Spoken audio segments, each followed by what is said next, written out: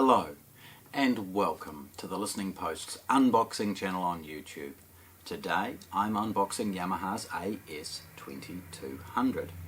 This brand new model is set right in the middle of the new 200 range. So 1100 was replaced by the 1200, unboxed obviously previously. Please go watch that one. Yamaha have also released a new flagship, their 3200. Please, again, we've done an unboxing. This sits right in the middle with some of the key and critical features from their flagship, but at a more affordable, more realistic price point perhaps. It's about 90 watts a channel, but that's hugely conservative, so more than enough power to drive all sorts of speakers. The VU meter's now synonymous. Lovely to see, the powered mute and volume control, all sorts of features, great phono stage, build quality just perfect, power supplies, electrocapacitors, output stages, all perfect for the price. So let's have a look. Firstly, this is an outer carton, it's a shipping carton, so it's very muted in design. I would suggest by the marks is that there was another packing strap, but perhaps that failed if somebody's packing it into a container or back out again. It's heavy, and despite its relatively modest size, it really doesn't allude to the quality of the product that's inside the box. On one edge we've got basic scan information for model and serial number, along with a colour delineation. Today's going to be black. Basic model information on this side, inside, and at the top, of course, there we go, very muted. Removing the packing bands, very easy, just grab them, cut them, grab them, get rid of them. Again, there would have been a second one normally. Lifting the lid's very easy at this point, and it reveals a double layer of packaging. Inside, things get a little bit more sort of, a little bit more glamorous, as this product perhaps deserves. So now we've got a full colour box, and this is designed to start giving you the hint of elegance of the product and the beautiful workmanship that is inside. We've got a beautiful colour pictorial, VU meters illuminated of the amplifier, emulation of its model number, basic information here, and then a photograph of the alternate colour in silver. Opening this is very straightforward. It's a simple nick with the packing tape, and away we go. Now please note, it's a good technique not to drive the craft knife across the whole top. A nick and a tear will see you in without the potential risk of damaging something inside. Tilting it forward for a moment, you see the beautiful packaging all moulded. We've got on one end Yamaha's protective slip. We've got Yamaha's manual. We've got a warranty card with contact information, and then international dealer information should you require contact outside of New Zealand. We've got a New Zealand IEC power cord. This is a 2-pin, so there's no earth required. We've got a couple of AAA batteries for the Yamaha remote. Now, the remote is sealed independently in a bag, and again a small nick. The remote controls are lovely. There's a sort of an aluminium feel to it. I don't know at this level if it's actually an aluminium remote or just sort of aluminium look plastic, but it has a lovely weight and fit and feel to it. Batteries are at the back, and once installed it has a nice sort of fit in the hand. It's got a nice feel and weight already. It operates the functionality of Yamaha's CD player as well, along with the input selection and basic volume. The amplifier is then supported with 2 pieces of moulded polystyrene, and just giving it a look. And then lifting the amplifier out, of course, it's heavy, so just take a moment.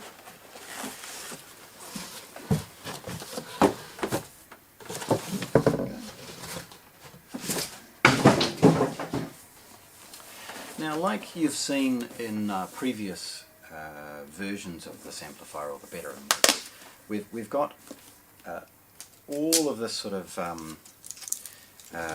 bubble paper, I guess I've called it, taped beautifully, meticulously in fact, to create almost perfect corners, to ensure that at no point there could be an extra rub or something like that in transit.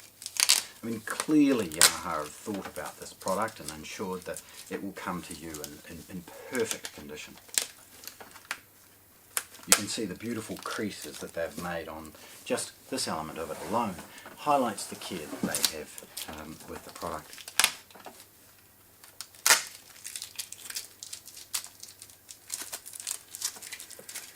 Final piece of sellotape there. Away we go.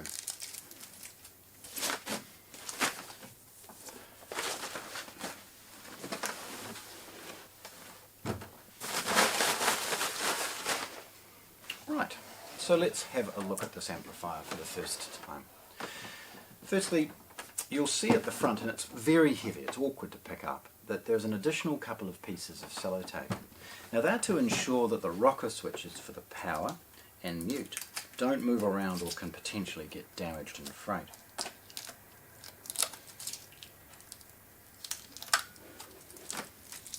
So look, they've done their job as far as protecting the product, so they can go. Right, let's have a look. Firstly, we will see Yamaha's rocker switch power. Now that's it's not a micro switch or a rotary encoder or anything like that. It's a good solid click to it. This is turning the unit off. We've got above it an IR sensor and beside it a really good headphone amp. We've got the ability with this switch to trim the headphone output to match best the expectations of the listener as far as volume. We've got the next switch is associated with A and B speakers.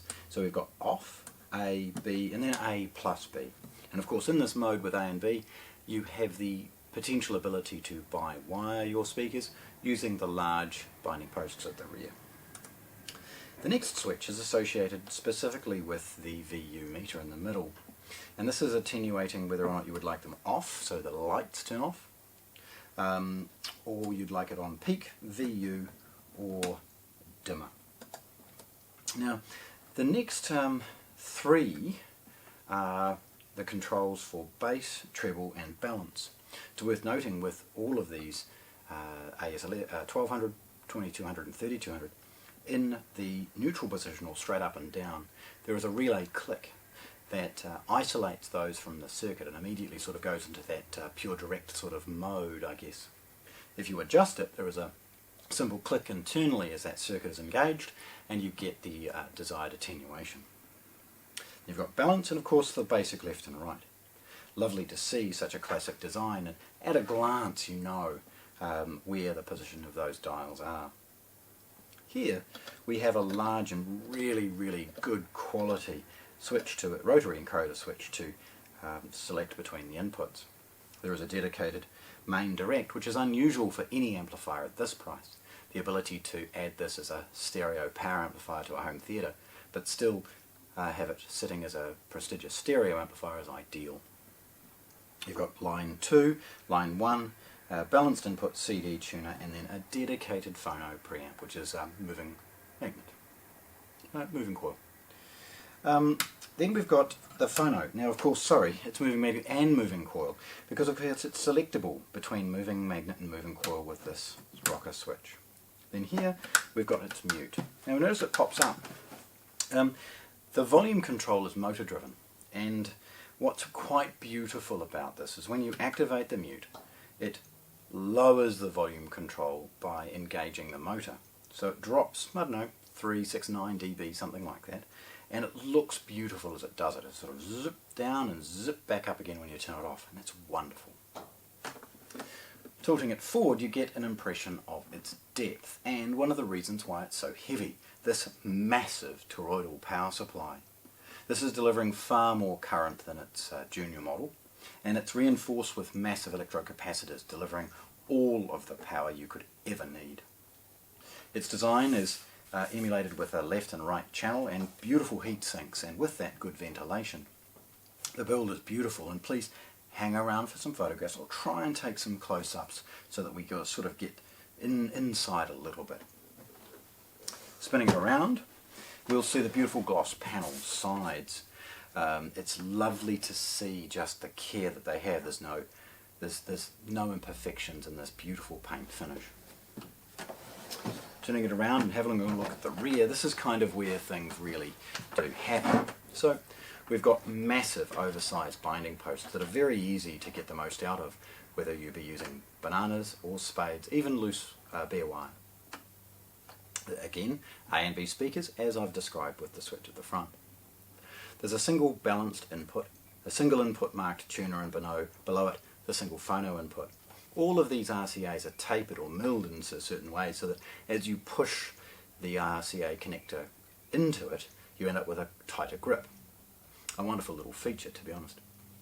You've got a line 1 and line 2, and then you've got the ability to attenuate some of these things as far as input attenuation and bypass as far as normal or inverted phase. You've got a couple of line outs and a pre-out. The difference being the line out being sort of more like a tape loop, whereas the pre-out allows you to data chain this off to a much larger power amplifier if required. You've also got a main in for the purposes of selecting for amplification, should this be a main input for a power amp in a home theatre, and then the last left channel outputs, which we see here. The switch above the left channel is for its power or standby feature. Left alone and the standby set to on, it'll wait 20 to 30 minutes and then power itself down. Goes into a basic power protection mode. You've got a trigger in and then a remote in and out. Over to this side you've got a micro USB for the purposes of servicing this product. It's basically about interrogating it from a repair perspective. And then last of all we've got a basic IEC power input. Okay. So this beautiful product, the AS2200, 90 watts a channel, beautifully built. Look at this product, it's just stunning. Unboxed here at the Listening Post in Christchurch, New Zealand. Thanks for watching. If you want to see more, subscribe to our channel.